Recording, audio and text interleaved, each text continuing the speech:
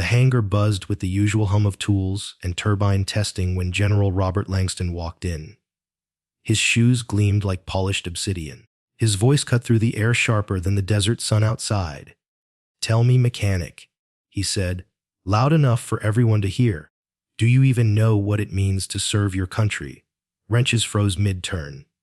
Conversation stopped dead. Eyes turned to Claire Dawson, a civilian contractor in grease-stained coveralls, crouched over an open hydraulic panel of an F-16.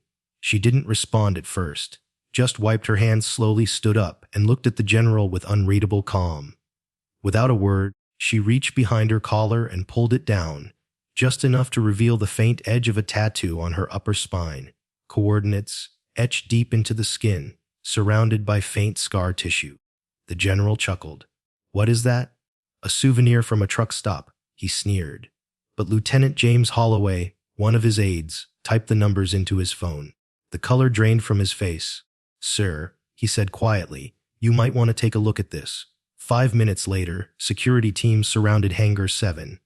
10 minutes after that, a black SUV rolled up the tarmac. A man in a dark suit stepped out, took one look at Claire and, without hesitation, saluted. Now the whispers were everywhere. Who was she? What happened at those coordinates? And why did that man just salute a mechanic? General Langston had assumed Claire Dawson was just another diversity hire, a symbolic name on a spreadsheet. He didn't know she woke at 3:30 every morning, that her trailer off base was kept with military precision, tools arranged like surgical instruments, a bed so tight a coin could bounce twice. He didn't know she drank her coffee black in silence, after checking the weather on 3 separate systems. He didn't know she could speak 7 languages, or that she could hear a faulty pressure valve before the diagnostics ever flagged it. He just saw grease under her fingernails and made the mistake of thinking that meant she was forgettable. But Claire wasn't forgettable. She was erased. The coordinates on her spine, 34.7 degrees north, 69.2 degrees east, meant nothing to most. But to the few who knew, they marked one of the most pivotal moments in modern military history. Kandahar, November 2012, a day when 50,000 lives nearly vanished in an ambush that never happened. That ambush failed because someone got the intelligence out in time. That someone had crawled over 160 feet of sand, half dead, guided by starlight and instinct, her skin torn and bleeding, the numbers carved into her back used as a last-ditch identifier. She delivered a final report written in blood on pieces of her own uniform. Enough to stop the attack, enough to save everyone. Then she disappeared. The records say Captain Claire Dawson died in the field. A grave sits at Arlington with a folded flag and an empty casket. She was buried in paperwork, replaced with a new identity.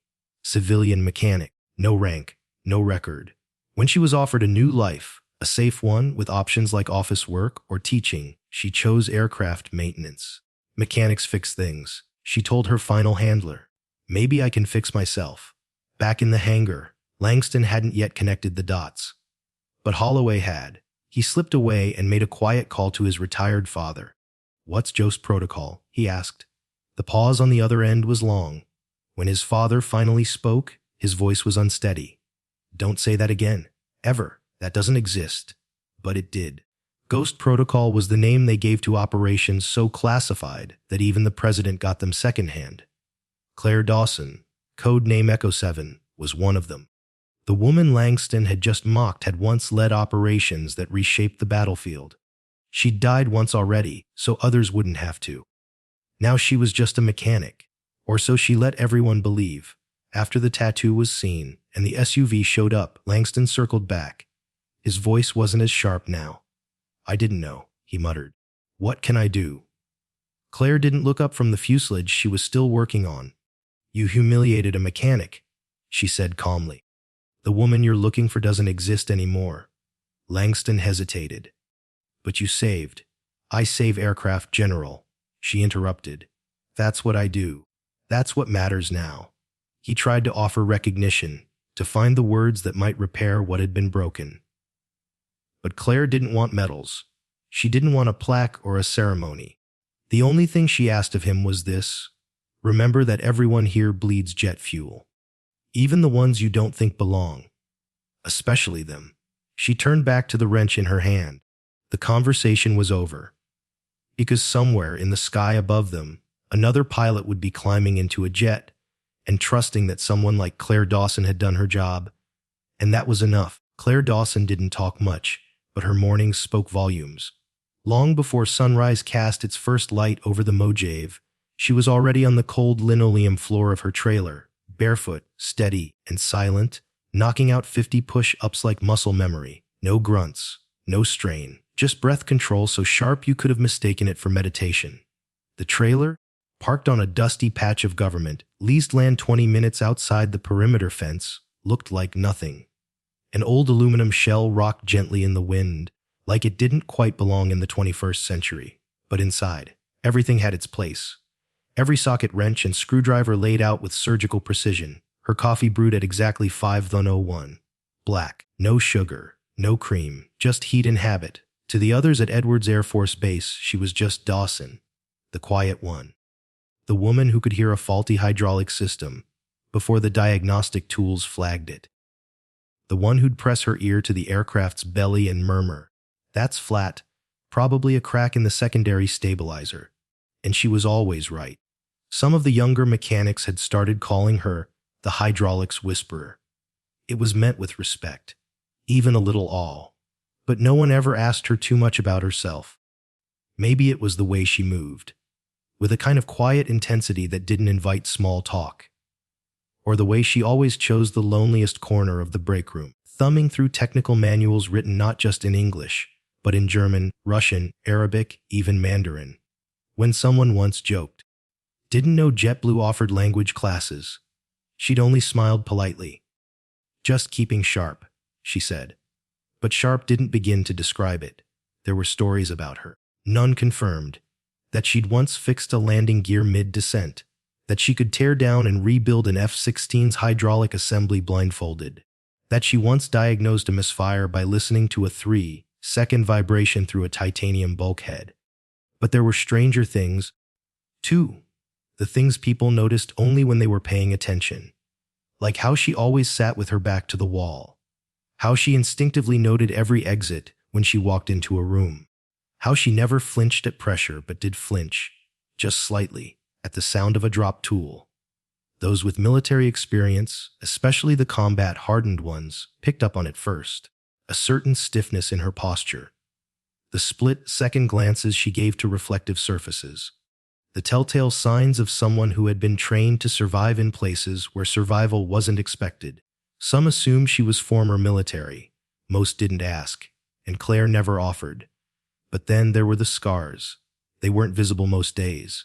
Her long-sleeved coveralls kept them hidden. But on sweltering afternoons when she stripped to her sports bra and tied the sleeves around her waist, you could see them thick, deliberate marks running across her lower back. Not random, not decorative, and definitely not from any industrial accident, as she'd once claimed with a hollow chuckle. To those who didn't know better, they looked like tattoos long since removed. To those who'd served in certain units, they looked like something else entirely. Lieutenant Holloway, who'd only just begun to scratch the surface of her past after that morning's confrontation with General Langston, saw those markings again later that week while walking past the maintenance bay. And this time, with coordinates already burned into his memory, he recognized the layout. The numbers were precise. Not just latitude and longitude, but a kind of map, a message burned into skin. Most people get tattoos to remember things. Claire's were made so that she would be remembered, even if she couldn't speak. Evening in the desert brought a quiet stillness, but Claire's rituals didn't slow down. She applied a salve to the scars each night, not to heal them, but to keep them visible, preserved. She didn't need to look in the mirror to trace them. She knew every inch by heart, could write the numbers backward, forward, from memory or muscle, or, if it ever came to it, in blood. Sometimes she'd stare out the trailer window, watching the wind kick dust across the flat land. Her eyes didn't move much, but her mind did. You could tell. The past wasn't something she talked about, but it wasn't something she'd left behind either. In the solitude of her trailer, far from commanding officers and locker room bravado, Claire allowed herself one ritual that had nothing to do with mechanics or war. She lit a single match. Just one. and let it burn in her hand until the heat warned her it was time to let go. Then she'd whisper something, never in English. Once it was Pashto, another time Russian. Sometimes just a single phrase that no one else would hear. The men and women on base didn't know that the woman who helped them torque bolts and bleed brake lines had once worn a different name, a different face, that she died in a file, buried with full honors, while still walking among them. They didn't know that the woman who brought in extra gloves for the young recruits had once negotiated with warlords, that she had extracted intelligence from behind enemy lines, that she had saved tens of thousands with nothing but a blade, a radio, and a scarred map carved into her back.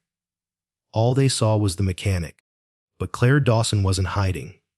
She was watching, and when the time came again, as it inevitably would, she'd be ready, not because she needed glory, but because someone somewhere was going to trust a machine to carry them home, and she wanted to make sure it didn't fail. General Robert Langston had been stationed in Afghanistan back in 2012. He'd led air operations out of Kandahar, commanding a squadron of 8 helicopters that had been scheduled to lift off at dawn on a cloudy November morning. He remembered the heat, the tension, the feeling that something was just a little too quiet, and then the delay order came in. Last-minute intel, mission scrubbed, no explanation. They found the IED Laced Valley 3 days later, exactly where his birds would have flown through. Langston credited higher-ups and good intel at the time. He never asked where that intel came from, and he never expected to find the answer standing in front of him with a wrench in hand. It wasn't until later that morning, after the incident in Hangar 7, that Lieutenant James Holloway pieced it together. Still shaken by the tattooed coordinates he'd seen on Claire Dawson's back, he slipped into a side hallway and called his father, Colonel Frank Holloway, RET, former Deputy Director of Intelligence. "Dad," he whispered, "what do you know about Ghost Protocol?" The silence on the other end wasn't confused. It was terrified. "Where did you hear that?" his father asked, voice hard and flat. "I saw something numbers." "Coordinates? Kandahar?" Frank Holloway paused, then said the words slowly, like they might burn if said too loud. "Ghost Protocol doesn't exist. And if it does, the people involved aren't supposed to." But James had already seen enough. He pulled up a classified image, grainy, declassified just enough for internal training use.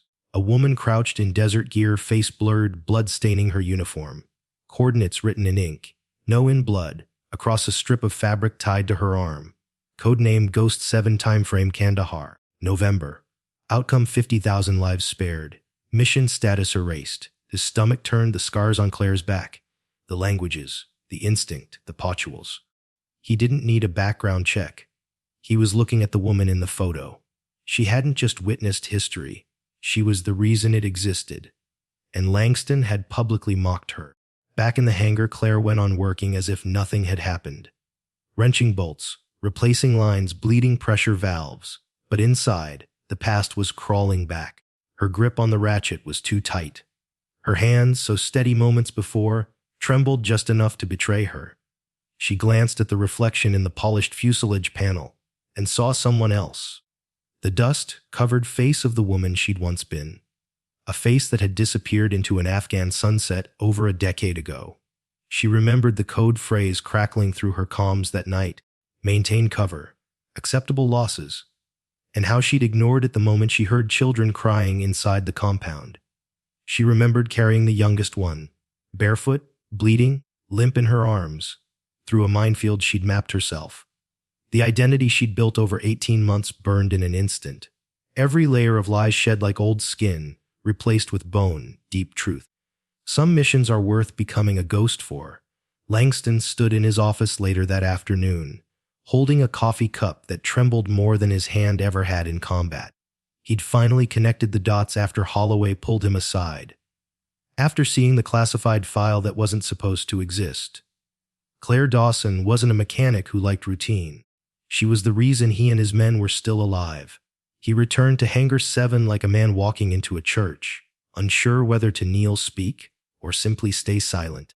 Claire was bent under the belly of an F-16, her coveralls dusted in grime, working on a pressure regulator like the fate of the world depended on it. Maybe it did. Dawson, he said quietly. She didn't look up. I need to, he began. Check hydraulic pressure? She cut in without emotion. It's holding at optimal PSI. I know who you are, he said. Her wrench didn't move. Her tone didn't change. No, sir. You don't. You know who I was. Big difference. Langston swallowed. You saved my entire squadron. She looked at him then, her eyes dark and hollow as desert night. I saved an aircraft. That's what mechanics do. You could have said something, he offered. When I insulted you. You insulted a mechanic, she said. That woman you're thinking of. The one from Kandahar. She's buried at Arlington with someone else's dog tags and an empty casket. They probably even played taps. Langston had faced combat, faced death, faced insurgents with IED belts and eyes full of hatred. But he had never felt smaller than he did in that moment. What haunted him most wasn't the fact that she had saved him. It was that she never asked for anything in return. No medals, no recognition, no revenge. She just showed up, fixed planes, trained the rookies, protected people who didn't even know they were in danger. And that was her answer to the question he'd mocked her with hours earlier. Do you even know what it means to serve? Now he knew. It meant doing the job even when no one's watching, even when someone spits in your face, even when you've already died once for the cause. That night, Langston sat alone in his quarters, staring at a blank citation form, the kind they used for Medal of Honor recommendations. He never filled it in, because Ghost 7 didn't exist.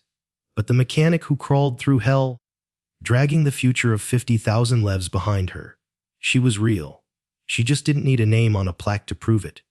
Claire Dawson had crawled through 50 yards of Afghan desert, barefoot, bleeding, her body carved with coordinates, because it was the only way out. They had broken her ribs. They had shattered her eardrum. They had starved her for days in a cell that smelled of gasoline and rot. But none of that had stopped her. Not then. Her extraction point was burned into her back, literally. Coordinates etched deep by a medic who had apologized with every incision. It wasn't a tattoo. It was a contingency. If they ever found her half-conscious, unarmed, unable to speak, they would still know where to take her. 50 yards, 6 days, only at night. She moved like a ghost, low to the ground, trailing blood in the sand, praying the wind would cover her tracks faster than her enemies could follow them. She carried no weapon, no pack, only the final report. Strips of her own uniform were used to wrap the intelligence she'd gathered, handwritten in blood, sweat, and what little water she could ration from a broken canteen. Supply caches, ambush points, infiltration routes, names, dates, movement patterns, frequencies, all of it memorized, then scrawled line by line as her body failed. That document, if you could call it that, would save Kandahar base and every soldier who rotated through it in the next month. One of those soldiers was General Robert Langston. He never knew what stopped the attack. Not then. Not until decades later when he stood in a hangar beside the woman who saved him and didn't even want credit. Claire never brought it up. Not once. She just went back to her tools. The official version of events said Captain Claire Dawson died in a forward operating base explosion. A closed casket funeral. Folded flag. Taps played to an empty shell. Her real body didn't die. But her identity did. The people she worked for, the ones buried deeper in the system than any public record could find, gave her a choice. Start over. Pick a life. Live it quietly. They gave her options. Public school teacher, dental assistant, office manager in Indiana. She chose aircraft maintenance. Because machines at least made sense. When they were broken, you could fix them. Claire didn't believe the same about people. She was issued a new name, a new social security number, and a forged DD-214 listing a brief stint in supply logistics. The file was bland by design. It screamed mediocrity. No promotions, no commendations. Nothing worth asking about. That was the point. You don't hide a ghost in plain sight. You bury her in routine. The first day she walked onto Edwards Air Force Base, the guard barely looked at her ID. No one recognized her. No one even looked twice. And for a while, that was a kind of peace. She poured herself into the work. She learned the quirks of every aircraft on the tarmac, could tell which crew chief had serviced which F-16 just by the torque settings on the stabilizers. She didn't need to be in charge. She just needed to be useful. But ghosts don't forget. She remembered every scream, every interrogation, every grain of sand that scraped against her knees like glass. And she remembered the face of the man who discovered what the numbers on her back meant, who smiled as he carved them deeper, as if adding footnotes to a human archive. There were nights when she woke up gasping, her hands clutching the edge of her mattress like it was a ledge above fire. Nights when she whispered code phrases in languages she hadn't spoken aloud in years. Pashto, Farsi? Sometimes she forgot which country she was in. But every morning, she showed up to the hangar, right on time, wrench in hand. She was a survivor, but she had no interest in being a symbol. She watched new recruits stumble over pressure valves and bleed lines, showed them quietly how to listen to the hum of the aircraft, where the vibration meant danger, where it meant nothing. She trained them without them knowing they were being trained, because training was in her blood, and her blood had cost her everything. No one at the base knew that the quiet woman fixing hydraulic pumps had once run intelligence operations that altered the course of the war, that she designed the very movement patterns her enemies later tried to exploit. They didn't know she'd sold false information to enemy commanders just to earn their trust, that she'd watched American units take calculated hits, small acceptable losses, to protect larger operations, and that every time a man died in one of those setups, she felt it in her bones. Claire didn't see herself as a hero. Heroes got headlines. She got a wrench. She never spoke of what it took to come back. Not in therapy. Not to the chaplains. Not even to the medic who once quietly recognized the pattern of her scars and saluted in silence. Some pain is too sacred for words. Some missions too classified for memory. But she kept showing up, because there were still aircraft to fix. Still pilots who needed to make it home. Still kids with curious eyes learning how to turn bolts, not knowing the woman teaching them had once navigated escape routes with nothing but stars and scar tissue. And if her hands trembled once in a while, no one asked, because she never let a plane leave that line unless it was ready, and every time it flew without failure, someone lived. That was enough. Claire Dawson didn't want a second life. She just wanted the first one to mean something. So she built this new one in silence. Quiet, precise, and deliberate. Most people thought she was just a mechanic. But if you looked close enough, if you really watched, there were signs. Not on her RA Sum A, not in her record, but in the way the base ran better when she was around. Quieter, more alert, less mistakes, less accidents. The truth was, Claire never stopped serving. She simply changed uniforms. She worked in grease now, not camouflage, carried a wrench instead of a sidearm. But her eyes, they still scanned every room like it could kill her. Her ears still picked up patterns and voices like a cryptographer reading code. And she paid attention in ways no one else thought to. A hiccup in a pilot's voice during pre-flight. She caught it. An unusually short requisition order for spare parts. She flagged it. A new recruit asking too many casual questions about patrol schedules. She rerouted the conversation, then slipped the details to a sergeant she trusted. Everyone thought Claire was just being helpful. But helpful was never her endgame. She was building something. Silently, patiently. A network. It started small. A few young mechanics she mentored. Kids barely out of high school, hands clumsy with tools, eyes too wide to survive long on their own. She trained them the way someone had once trained her. Without praise, without explanation, just correction and repetition. Feel that vibration. That's not normal. That fluid smell. It's not the brand on the label. See the way that bolt resists pressure. That's sabotage, not corrosion. They learned faster than they realized. Because Claire wasn't just teaching them how to fix planes. She was teaching them how to notice what others missed. How to read behavior like blueprints. How to know when something was about to go very wrong. And then those kids started passing it on. By the time anyone noticed, Claire wasn't just a mechanic. She was a quiet center of gravity. The reason half the crews ran tighter. The reason certain oddities got flagged earlier than the system ever did. She trained without ever holding a title. Led without ever giving orders. They started calling it the Dawson Effect. Officially, it didn't exist. Unofficially, it saved lives. But Claire didn't just stop at the hangar bay. Her reach was broader. Her files, stored on an encrypted drive she kept under the loose panel in her trailer, were meticulous. Patterns of movement, unusual supply chain changes, requests that looked routine until you cross-reference them with historical attack data. She didn't wait for orders. She didn't need clearance. She just sent the data anonymously through back channels to people who knew how to act without asking questions. And when the mission succeeded, when the trap was stopped, she never said a word. But there was one more thing she did. Every month, like clockwork, Claire donated 60% of her salary, sent directly and quietly, to veteran families listed in obscure corners of the Dodie casualty database. Widows, children, parents who still lived in towns no one could point to on a map. She'd never met them, but she remembered every name. Every one of them connected to someone she had lost, or failed to save, or had to sacrifice in the math of war. Her trailer stayed humble. Her meals were basic. She never bought new boots until the soles were shot. But those families got checks on time every time. She did it quietly, of course, because real service doesn't need attention. It just needs commitment. But even that wasn't the full picture. Unbeknownst to the brass, Claire had slowly rebuilt a fragment of something that once only existed in the shadows. Ghost Protocol. Not the operation, not the files, the people. The janitor who checked trash bins, but lingered just long enough near restricted terminals.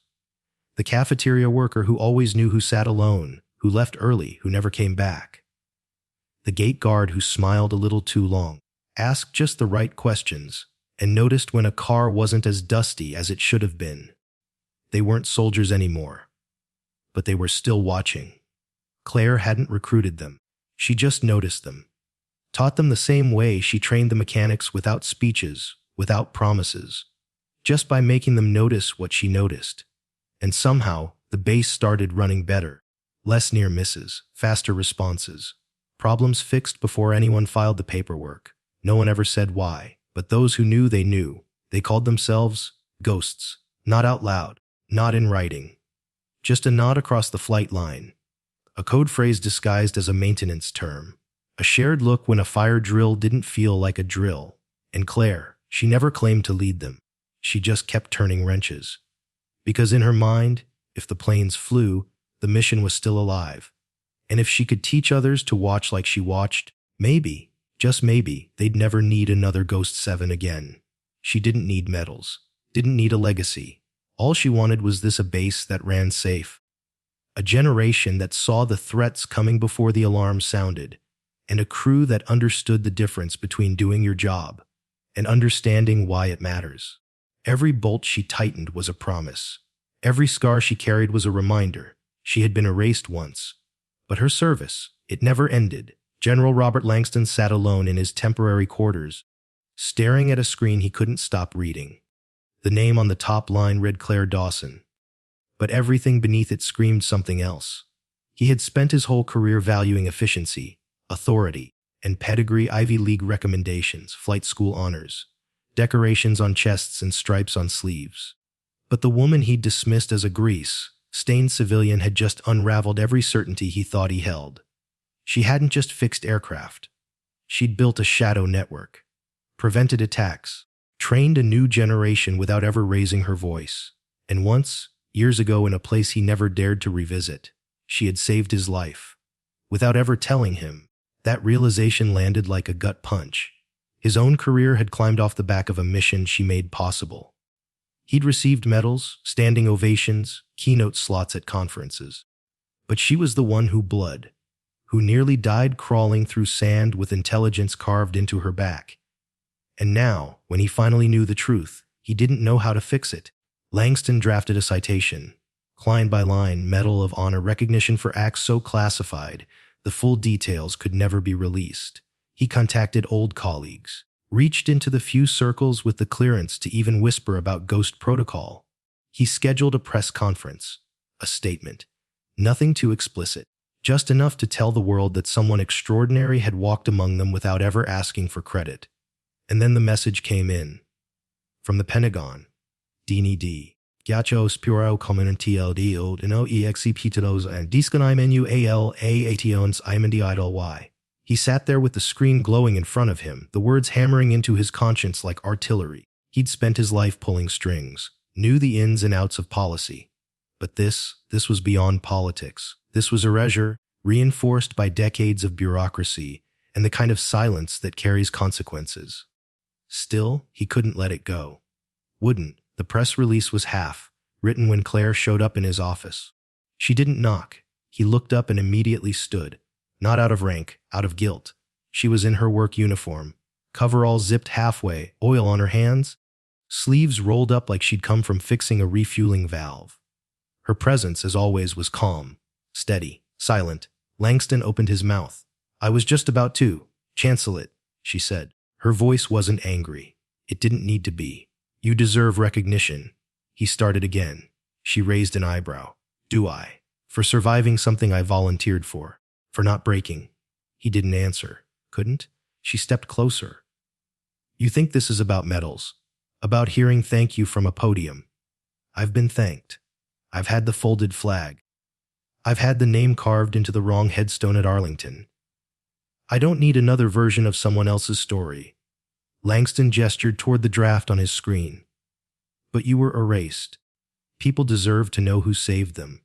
"I didn't save people, General," she said, voice sharp as a scalpel. "I saved aircraft. I trained mechanics. I made sure the next person didn't die because someone skipped a pressure check." "You trained warriors," he replied quietly. She shook her head. "I trained watchers. Quiet professionals. People who understand that some battles are fought in silence, in the space between failures that never happen." Langston looked at her, really looked this time, and he saw it. The fatigue buried beneath the discipline. The scars not just on her back, but in her eyes. The kind of weariness that didn't come from workload, but from remembering too much. "You saved my life," he finally said. She didn't respond right away. When she did, it wasn't what he expected. "I saved a pilot, sir," she said. Didn't know his name. Didn't know if he was worth it. But he was on the flight list, and that was enough. It's always enough. Langston felt the weight in her words. The finality. The boundary she was drawing. "What can I do?" he asked. Not as a general. As a man, she studied him for a long time, then walked to the window and looked out over the base. "Do your job," she said. "Protect the ones you can. Listen to the ones who go quiet. And when you see someone who looks like they don't belong, ask yourself why they're still showing up." He nodded slowly. She turned to leave. He called out once more. "Claire." She paused in the doorway. "I'm sorry." She didn't smile. Didn't soften. Just gave a small nod. Then get back to work. And just like that, she was gone. Back to the hangar. Back to the hydraulic systems. Back to the bolts and torque specs and the younger mechanics who thought she was just fast, not brilliant. Just quiet, not calculating. Just steady, not sacred. The Medal of Honor file was deleted. The press conference was canceled. But Langston never forgot. He would later describe that conversation as the most humbling moment of his entire career. Because that day, he learned the difference between honor and glory. One is given. The other is earned, alone in silence with no audience and no applause. And sometimes it wears coveralls instead of a uniform. Claire Dawson never wanted a legacy. She wanted the bolts torqued right, the pressure gauges to read true, the lines bled clean. She wanted every aircraft that left her bay to fly straight and come back whole. But whether she admitted it or not, a legacy had already taken root, quietly, invisibly, like everything else she'd ever built. 6 months after the confrontation with General Langston, a commendation ceremony took place on the tarmac at Edwards Air Force Base. The desert air was sharp and dry, the flag whipped hard in the wind, and a line of uniformed officers stood at attention. Airman First Class Ben Rodriguez stood at the center, nervous but trying not to show it. He had flagged a pattern of hydraulic system failures across multiple aircraft, just subtle enough to look like manufacturing defects. But his gut said otherwise. Something felt wrong. He'd brought it to his supervisor, who had dismissed it. So he kept digging. The findings were forwarded, quietly, through unofficial channels. The right people saw them. A full audit followed. Parts were pulled, systems inspected, and what they found made headlines, just not the kind that told the full story. An international sabotage ring had been quietly degrading components, slowly over time waiting for the perfect moment to strike. Hundreds of aircraft were at risk. Lives, missions, billions of dollars in national security assets, all saved by one observant mechanic. Rodriguez was hailed as a rising star, sharp, methodical, detail-oriented beyond his years. No one asked where he learned to see like that. No one knew that 2 months earlier, Claire Dawson had sat beside him under the nose of an F-35 and said, "If the hydraulic pressure's off by 2 pounds and the temperature doesn't explain it, don't trust the gauge. Trust your fingers. Feel the resonance. If it buzzes at the elbow joint, check the secondary hose." He had nodded, not fully understanding, but he remembered. Now he stood in front of generals and cameras and medals, thinking he was just doing his job. And somewhere, near the back of the crowd, Claire watched from behind a stack of supply crates, arms folded, expression neutral, pride kept quiet. She didn't want to be seen, but she wouldn't miss it. She hadn't solved the sabotage alone, but she'd recognized the signature. It matched an op she'd derailed 15 years earlier in the Philippines. Same target profile, same degradation tactic. The moment she spotted the pattern, she didn't write a report. She taught someone else to see it. That was how she fought now. Not with field briefings, with instincts, passed down in shop talk and training moments that didn't feel like training. Rodriguez would never know how close he came to stepping into her world, and Claire wouldn't tell him. That's not how the mission worked anymore. But she watched him receive the medal anyway, because sometimes the best victories come when someone else gets the credit. Rodriguez wasn't the only one. There was Mallory Hayes, who had once fumbled a wrench in her first week and nearly walked away, until Claire taught her how to listen to the bolts. She now ran the most efficient maintenance team on base.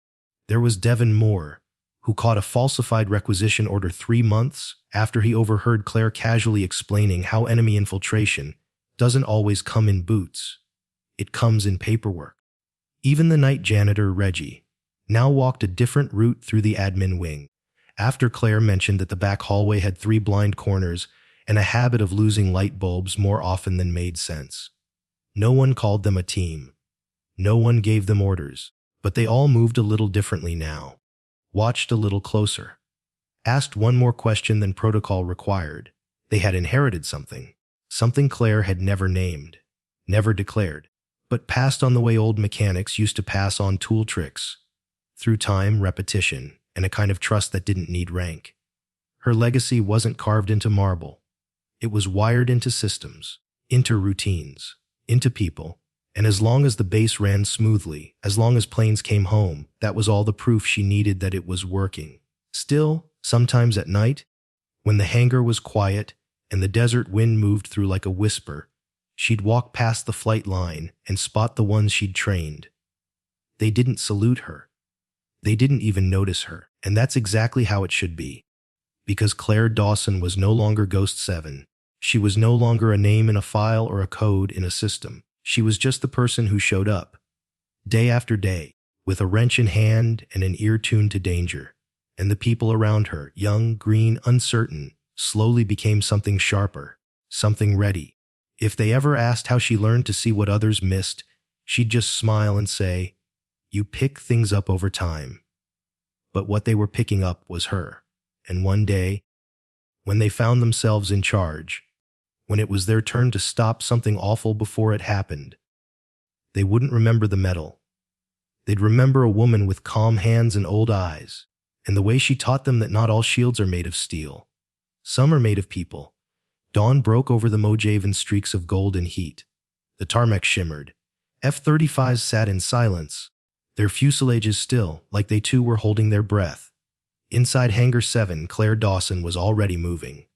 The younger mechanics were just arriving, bleary-eyed, coffee in hand, still half asleep. But Claire had already been through her checklist twice. Bleed the lines, calibrate the sensor, torque the bolts, run diagnostics by ear, because she never trusted machines more than her own senses. A few nodded at her in passing. She nodded back. They didn't know she'd been up since 400, running a quiet background check on a seemingly routine supply shipment that didn't quite add up. They didn't know she'd intercepted a coded message from an old ghost contact in Arizona. A warning, vague but familiar. They didn't know she'd flagged the discrepancy in the flight manifest last week that had since been corrected without explanation. But they didn't have to know. That wasn't their job. It was hers. Not officially, not written down, but hers all the same. She wasn't a commander, she wasn't even in uniform, but for reasons no one could quite define. Claire Dawson was the person the entire hangar unconsciously orbited around. If something felt off, someone asked her. If a sound wasn't right, she heard it. If someone new arrived on base and didn't quite fit, she noticed before the badge printer finished cooling. She didn't boast. She didn't correct. She just showed up.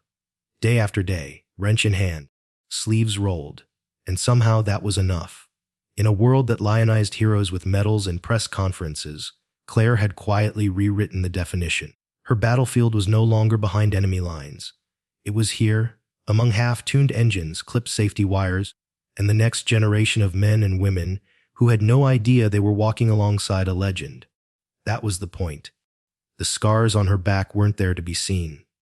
They weren't for show. They were a map, a memory, etched into her forever to remind herself where she'd been, what she'd survived, and most of all, what it had cost. Not just pain, silence. Because that was the price of choosing to disappear. No honors, no homecoming, no one remembering your name. Just the knowledge that someone else made it home because you didn't. And yet Claire carried it all with the kind of grace that didn't need applause. The real heroes, she believed, didn't need to be remembered. They needed coffee strong enough to keep their hands steady, hydraulic fluid that ran clean, and the quiet belief that showing up every day might save someone, even if that someone never knew they were in danger. She never once referred to herself as anything more than a mechanic, but those who worked beside her, who studied her hands, her timing, her impossible intuition, they started to understand, maybe not fully, maybe not clearly, but enough to feel it, like the soft hum of an engine that runs just right, like the subtle pressure in a line before a rupture. They felt her presence, her steadiness, her watchfulness. And they got better because of it. She had become something sacred, not a ghost to be feared, a guardian to be followed, invisible, but never absent. There was a moment once when a junior tech, barely 20, hands shaking, messed up a fuel valve so badly it could have grounded an entire flight rotation. The kid was ready to quit on the spot. Claire said nothing, just handed him a torque wrench, kneeled beside him, and showed him how to reset the line. Not with a speech, with motion. And when it was done, she looked him in the eye and said, "You got it wrong. That's okay. What matters is you're here to get it right." He stayed. A year later, he spotted a loose heat shield before takeoff, one that would have led to a mid-air failure. He didn't remember the lesson, but he remembered Claire's hands. That was how she passed on her legacy. Not through orders, but through echoes. Sometimes, late at night, the younger crew would joke about the rumors that Claire had once been Black Ops, that she could fly blindfolded, that she knew what you were thinking before you said it. She'd just chuckle, shake her head, and keep working. Let them wonder. It meant they were paying attention. And paying attention, she knew, was half the battle. Claire didn't need a flag folded on her table. She didn't need a certificate or a parade. Her mission was never about being seen. It was about making sure someone else made it back. Sometimes, when no one was watching, she'd trace the scars on her back with the tip of her finger. The numbers were fading, the tissue softening, but she didn't mind. They'd served their purpose. Now, her legacy lived not in pain, but in people, in small habits passed down, in instincts inherited through repetition, in danger averted before it became disaster. The world wouldn't know her name, but somewhere in the sky above, a pilot would make it home, and that would be enough. Because someone had shown up, someone had turned a wrench, someone had cared enough to stay invisible so others could be seen. Heroes don't need headlines, they need purpose. And Claire Dawson, she still had work to do. Sometimes the most important people in our lives are the ones we barely notice. They don't make speeches. They don't wear medals. They don't ask to be seen. They just show up, every day, quietly doing the work that keeps the rest of us standing. Claire Dawson didn't want recognition. She didn't need her name engraved in bronze or her story shouted on a stage. What she wanted was something far simpler and far more powerful. To make sure someone made it home. To know that showing up, even in silence, mattered. And maybe that's the lesson for all of us. In a world obsessed with visibility, likes, clicks, fame, we forget that the truest acts of service are often invisible. That some of the greatest heroes are the ones standing in the background, turning the wrench, watching closely, protecting without ever being asked. So the next time you walk past someone who seems ordinary, a janitor, a mechanic, a teacher, a nurse, remember they might be the reason something didn't break, someone didn't fall, or someone somewhere lived another day. Legacy isn't about being known. It's about what you leave behind when no one remembers your name. If this story moved you, if it reminded you of someone in your life who showed up without asking for thanks, leave a comment below and tell us about them. Let's give silent heroes the recognition they never asked for, but deeply deserve. And if you believe in stories like this, of quiet courage, invisible sacrifice, and real meaning, subscribe to the channel. Because the world needs more than just noise. It needs remembrance. It needs truth. And it needs us to never forget the people who show up, even when no one's watching.